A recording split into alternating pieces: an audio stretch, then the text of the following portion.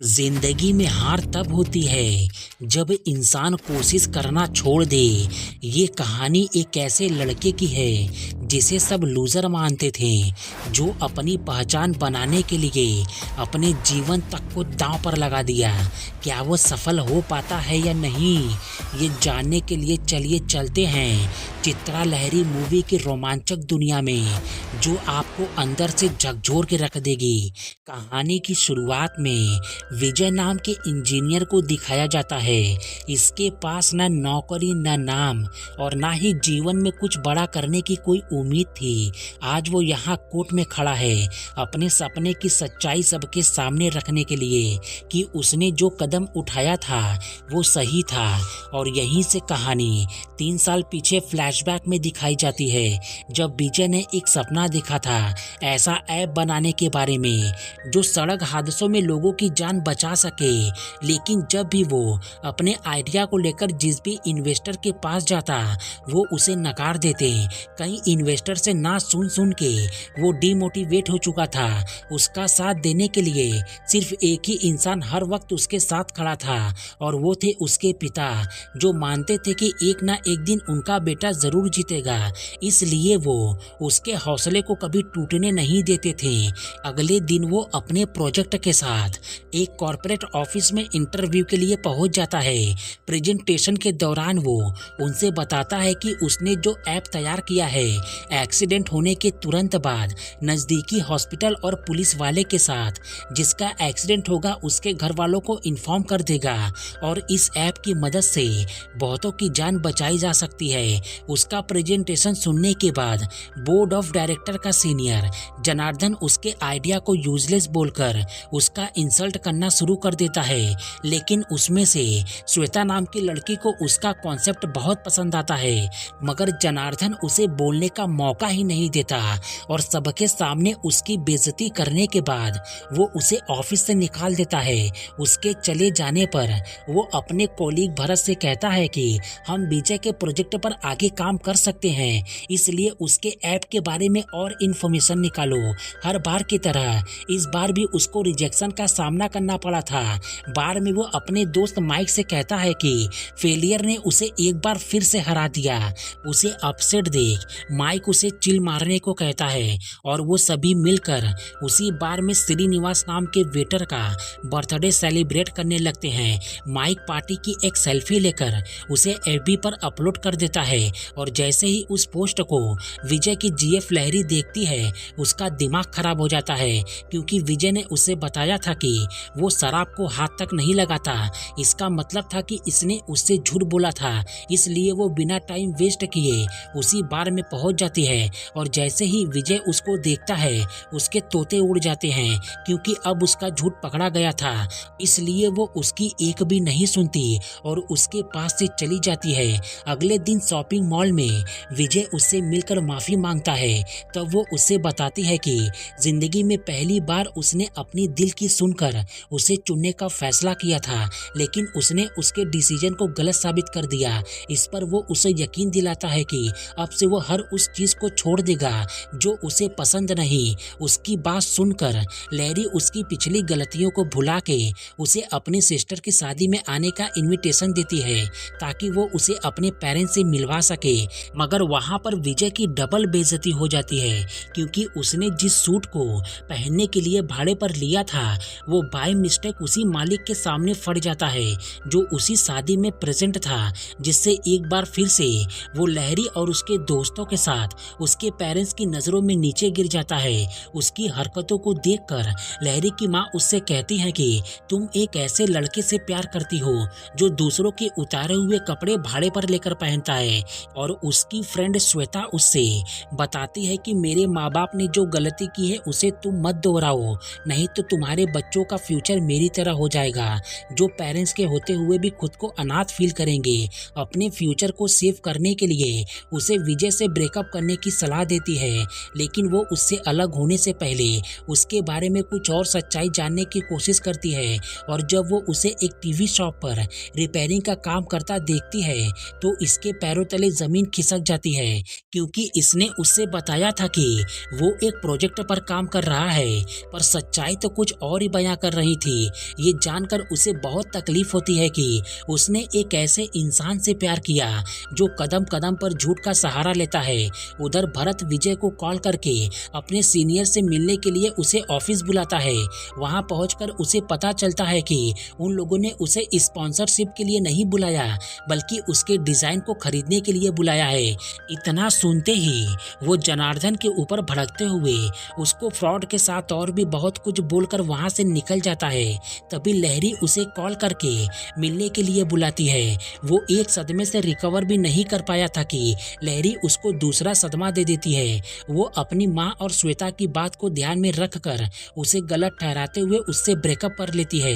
विजय उसको समझाने की कोशिश करता है कि अब तक उसने उसके बारे में जो देखा और सुना है वो सब सच नहीं है, मगर उसके शब्दों का उस पर कोई असर नहीं होता, क्योंकि श्वेता ने उसके अंदर विजय के प्रति जो शक का बीज बोया था, उस वजह से उसको बस उसमें कमियां ही नजर आ रही थी, इसलिए वो भी उससे ब्रेकअप कर लेता है। दिल पर चोट खाने के बाद इसका सामना श्वेता से होता है, जो उससे बताती है कि उसने उसके प्रोजेक्ट को लेकर अपने सीईओ से उसकी सिफारिश की थी, जिसका उसने उसे मेल भी भेजा था, पर विजय ने उसका कोई जवाब नहीं दिया। इसलिए वो उससे कहती है कि जब तुम्हें अपने काम के प्रति डेडिकेशन नहीं है तो सपने क्यों देखते हो। इस पर वो उससे कहता है कि उसके मेल आने के बाद वो ऑफिस गया था, लेकिन पिछली बार की तरह उसे बड़े से नो के साथ उठा के बाहर फेंक दिया गया। इसलिए वो उससे हाथ जोड़ के निवेदन करता है कि आगे से वो किसी से भी उसके बारे में बात ना करे। इतना बोलकर वो अपनी पुरानी रूटीन में वापस लौट जाता है। नशे में धुत होकर अपने पिता से कहता है कि उसे ना काम में कामयाबी मिली और ना ही प्यार में। अब तो उसे खुद के ऊपर भी शक होने लगा है कि वो किसी काम का नहीं है। उस वक्त उसके पिता उसे कुछ भी नहीं कहते, लेकिन सुबह होते ही वो उसे अपने पड़ोसी के सामने समझाते हैं, जो हर बार उसकी तुलना अपने इंजीनियर बेटे के साथ करते थे। वो उससे कहते हैं कि एक लड़की के चले जाने से जिंदगी रुक नहीं जाती, उस लड़की से भी ज्यादा जरूरी है तुम्हारा कैरियर। अगर वो एक बार सेट हो गया ना, तो उसके जैसी न जाने कितनी लड़कियां तुम्हारे पास आएंगी। साथ ही वो कहते हैं कि सफलता कोई ऑर्डर किया हुआ पिज्जा नहीं है जो 1 घंटे में डिलीवर हो जाएगा। कामयाबी वक्त मांगती है बेटा। उनकी बात सुनकर वो अपने बीते हुए कल को भुला के आने वाले कल को बेस्ट बनाने में लग जाता है, और एक बार फिर से वो श्वेता को कन्विंस करने की कोशिश करने लगता है ताकि वो इसके प्रोजेक्ट के बारे में अपने सीईओ से दोबारा बात करे, मगर वो इसको इग्नोर कर देती है। लेकिन विजय उसका पीछा नहीं छोड़ता और लंच के दौरान वो उसे अपनी बातों से कन्विंस कर लेता है। उसकी बातों से इम्प्रेस होकर वो उसे लेकर अपने कंपनी के सीईओ से मिलवाने मुंबई पहुंच जाती है, और उसके सीईओ को भी विजय का आइडिया बहुत पसंद आता है। इसलिए वो उनसे उस प्रोजेक्ट का एक डेमो तैयार करने को कहते हैं, ताकि बोर्ड ऑफ डायरेक्टर को दिखा के इस ऐप को जल्द से जल्द लॉन्च कर सकें।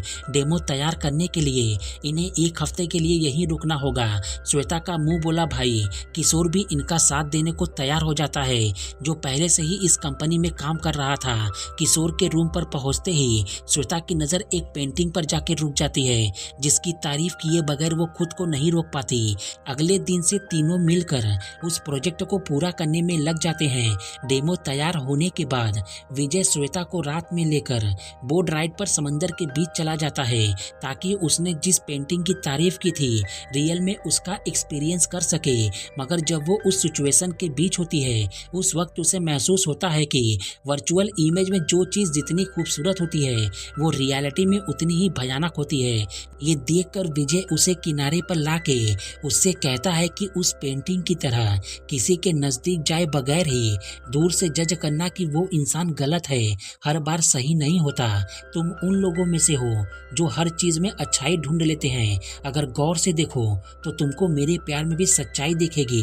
उसकी बात सुनकर अब इसको खुद के ऊपर कहीं ना कहीं पछतावा होता है कि इसने लहरी के केस में बिल्कुल ऐसा ही किया था, और अब उसके भी दिल के किसी कोने में विजय के प्रति प्यार ने जन्म ले लिया था। अगले दिन वो लहरी को कॉल करके उसको मिलने को कहती है, क्योंकि उसे पता था कि वो मुंबई में ही है।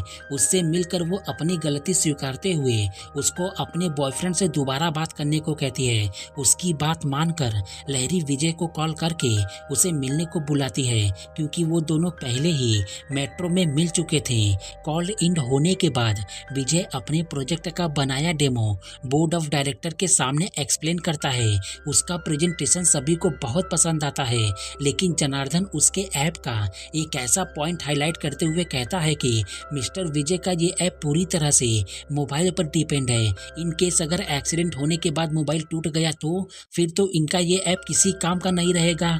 उसके सवाल का इनके पास कोई भी जवाब नहीं था। साथ ही वो कहता है कि बाय मिस्टेक अगर इस ऐप की वजह से एक भी जान गई तो कंपनी का रेपुटेशन एक झटके में नीचे आ जाएगा, क्योंकि इस ऐप को बनाने वाला एक फेलियर इंसान है। इतना सुनते ही विजय का गुस्सा सातवें आसमान पर पहुंच जाता है और वो उसका कॉलर पकड़ लेता है। उसकी हरकत देखकर कंपनी का सीईओ उससे गुस्से में कहता है कि अगर इसका कोई सल्यूशन है तो लेकर आओ, उससे पहले अपनी शक्ल मत दिखाना। सफलता के इतने करीब आने के बाद विजय ऐसा मुंह के बल गिरता है जिसकी उसने उम्मीद भी नहीं की थी। इसी बीच लहरी भी किशोर के रूम पर आ जाती है, क्योंकि उसको विजय ने ही मिलने के लिए वहां बुलाया था। और जब श्वेता को पता चलता है कि वो विजय से लव करती है, तब इसके पैरों तले जमीन ही खिसक जाती है। तभी वहां पर विजय भी आ जाता है और जब उसे पता चलता है कि श्वेता के कहने पर ही लहरी ने उससे ब्रेकअप किया था, ये जानने के बाद उसके सब्र का बांध टूट जाता है और वो गुस्से में उससे कहता है कि अगर तुमने मुझे अपने मन से छोड़ा होता तो उतनी तकलीफ नहीं होती जितनी कि अभी हो रही है। इतना बोलकर वो हैदराबाद वापस लौट जाता है। उसके जाने के बाद लहरी को भी समझ में आ जाता है कि उसने श्वेता की बातों में आकर कितनी भारी गलती कर दी है और श्वेता को भी अपनी गलती का पछतावा होता है कि आज उसकी वजह से वो दोनों एक दूसरे से अलग हो गए।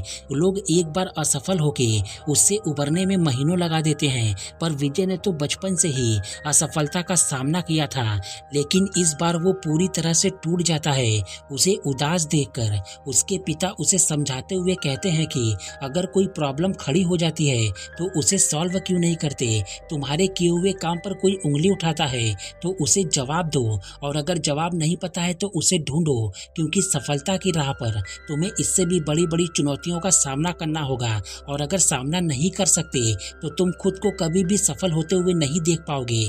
उनकी बात सुनकर इस बार वो उन सभी कमियों को ठीक करता है जिसको जनार्दन ने हाईलाइट किया था, और वो सिम कार्ड को डिवाइस से डायरेक्ट अटैच करके कई कंपनियों को अप्रोच करता है, लेकिन वो सब भी इसको मना कर देते हैं। अब इसको अपने ऐप को प्रूफ करने के लिए खुद ही एक्सपेरिमेंट करना होगा, इसलिए वो उस डिवाइस को एक कार में अटैच करके बिना किसी को इन्फॉर्म किए ही अपने एक्सपेरिमेंट को अंजाम देता है।